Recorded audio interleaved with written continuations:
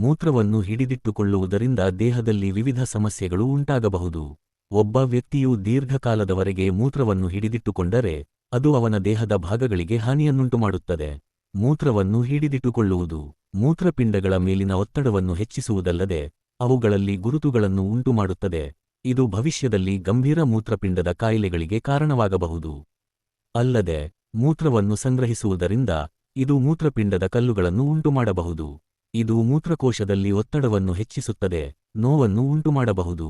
ಈ ನೋವು ಮೂತ್ರಪಿಂಡಗಳನ್ನು ಸಹ ತಲುಪಬಹುದು. ಈ ಪರಿಸ್ಥಿತಿಯಲ್ಲಿ ಮೂತ್ರ ವಿಸರ್ಜನೆಯ ನಂತರ ವ್ಯಕ್ತಿಯು ನೋವಿನಿಂದ ಪರಿಹಾರ ಪಡೆಯುತ್ತಾನೆ.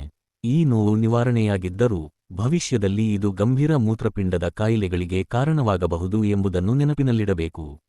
ಮೂತ್ರಪಿಂಡದ ಗಾತ್ರ ಹೆಚ್ಚಾಗಬಹುದು ಮತ್ತು ಅದರ ಸ್ನಾಯುಗಳು ವಿಸ್ತರಿಸಬಹುದು. ಈ ಬದಲಾವಣೆಗಳು ಮೂತ್ರವನ್ನು ನಿಯಂತ್ರಿಸುವ ಸಾಮರ್ಥ್ಯದ ಮೇಲೆ ಪರಿಣಾಮ ಬೀರುತ್ತವೆ. ಹಲವು ಸಂದರ್ಭಗಳಲ್ಲಿ ಮೂತ್ರವನ್ನು ಬಿಡುಗಡೆ ಮಾಡುವುದರಿಂದ ಮೂತ್ರಕೋಶದ ಸಮಸ್ಯೆಗಳು ಉಂಟಾಗುತ್ತವೆ. ಈ ಸಮಸ್ಯೆ ಶಸ್ತ್ರಚಿಕಿತ್ಸೆಗೆ ಕಾರಣವಾಗಬಹುದು. ಮೂತ್ರವನ್ನು ಹಿಡಿದಿಟ್ಟುಕೊಳ್ಳುವುದರಿಂದ ಮೂತ್ರನಾಳದ ಸೋಂಕಿನ ಭಯವೂ ಇದೆ. ವಾಸ್ತವವಾಗಿ ಶೌಚಾಲಯವು ಸ್ವಚ್ಛವಾಗಿಲ್ಲದಿದ್ದರೆ ನಾವು ಅಲ್ಲಿ ಮೂತ್ರ ವಿಸರ್ಜಿಸಲು ಹೋದಾಗ ಬ್ಯಾಕ್ಟೀರಿಯಾಗಳು ಬೆಳೆಯುವ ಸಾಧ್ಯತೆ ಇರುತ್ತದೆ. ಇದು ಮೂತ್ರಕೋಶದ ಮೇಲೂ ಪರಿಣಾಮ ಬೀರುತ್ತದೆ. ಈ ಸೋಂಕು ಅನೇಕ ಗಂಭೀರ ಕಾಯಿಲೆಗಳಿಗೆ ಕಾರಣವಾಗಬಹುದು ಎಂಬುದು ಗಮನಿಸಬೇಕಾದ ಸಂಗತಿ. ಪ್ರಾಕೃತಿಕ ಆಹಾರ ಮತ್ತು ಆಯುರ್ವೇದ ಸಲಹೆಗಾರರು.